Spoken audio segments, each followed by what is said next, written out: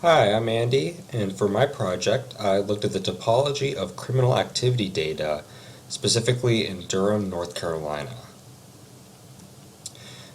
So I got inspiration for this project from watching the PBS special, The Human Face of Big Data, over spring break. The special was about how data analytics can lead to figuring out more about human nature and about human behavior. And one of the parts of that special was an interview with the creator of the Justice Mapping Project. And so the point of the Justice Mapping Project is to create visualizations that represent incarceration in the United States and to give people a sense of the discrepancies of incarceration across different demographics and different economic statuses.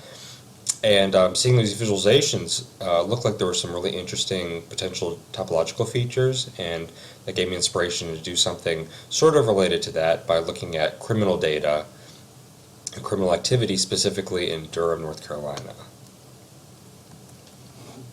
So I had three main goals for this project. One was to find interesting topological features in Durham crime data.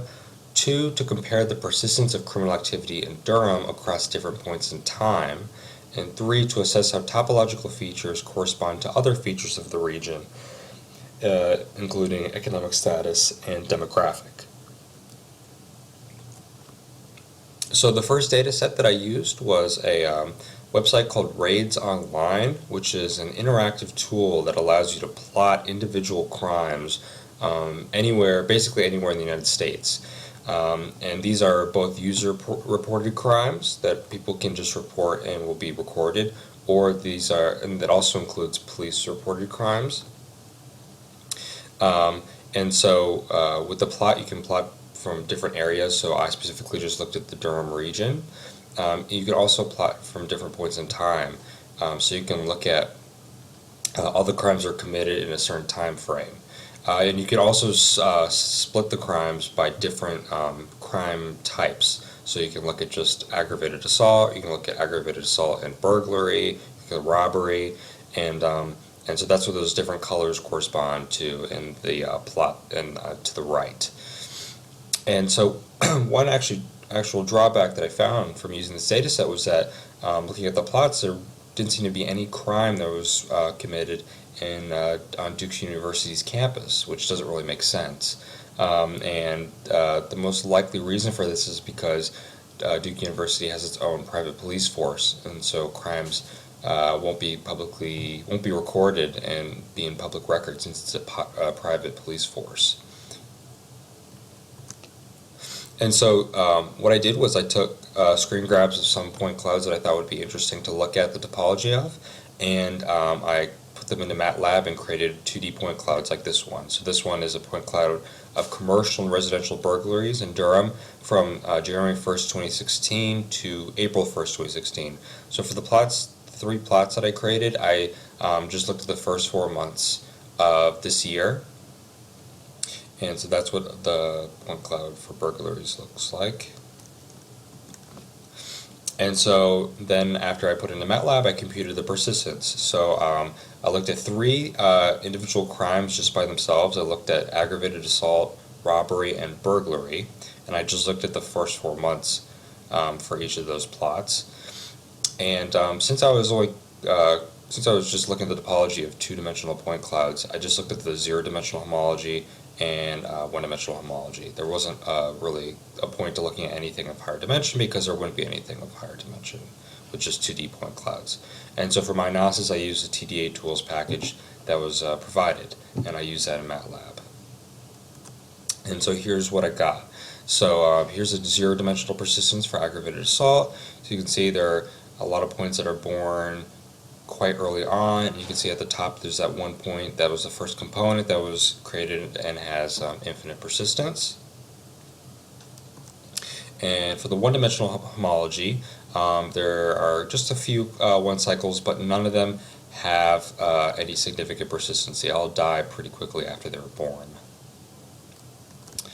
For robbery, about the same number of components. It seems like there are same number of robberies and burglaries in the time period. But there seem to be more points that have higher persistence. So there indicates that there's some components that were kind of isolated and took a while before they were connected and died. And for the one-dimensional persistence, there are even fewer one cycles that were created than burglaries, but in this case there seems to be one point at the top there that has a medium to high persistence. I would say medium persistence, which is interesting, that there's a region that there seemed to be a region of really high concentrated crime that would lead to a high persistence one cycle. Finally, for burglary, many more results, or many more components, and there seem to be a handful of points that have pretty high persistence. So a few components lived pretty long. And then for the one cycles, there are significantly more one cycles than the other two crimes, but this time there don't seem to be really any one cycles that had significant persistence. Most of them, or just about all of them, died relatively quickly.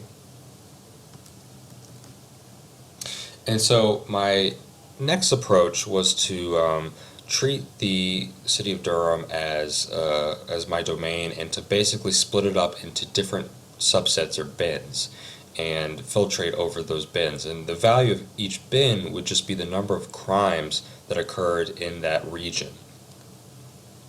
And so basically what I would have would be essentially a rectangular matrix of values, and each value would represent the value in that bin, and I would just filtrate from that over that value and look at the topology of that filtration.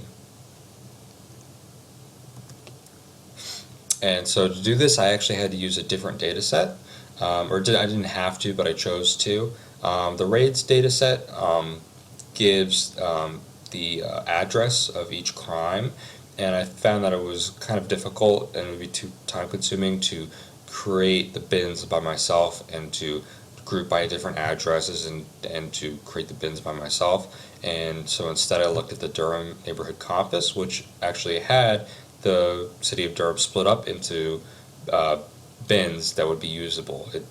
So the Durham Neighborhood Compass splits up crimes into both neighborhoods and also blocks, and I found blocks to be the most easy to use bin size or distribute or splitting up of Durham. And so I used that, and here's that plot to the right. And so the how blue, like the shade of blue, represents how many crimes per square foot that were occurred in that block. And so there were 154 blocks, and I would use that to basically create a rectangular matrix of values to actually be used to compute the persistence. And so this actually turned out to be a tedious and also kind of inexact process of creating a matrix that could be used for computation. It was basically kind of required approximating, okay, where different blocks are, like which blocks are touching each other, where they should belong into this matrix, how big the matrix should be. So it was kind of an inexact process. But once I did that, and you can see the matrix to the right, once I had a matrix of values, I could put that into MATLAB and create a upper triangular matrix, distance matrix, that could be used in the TDA tools package to compute the persistence.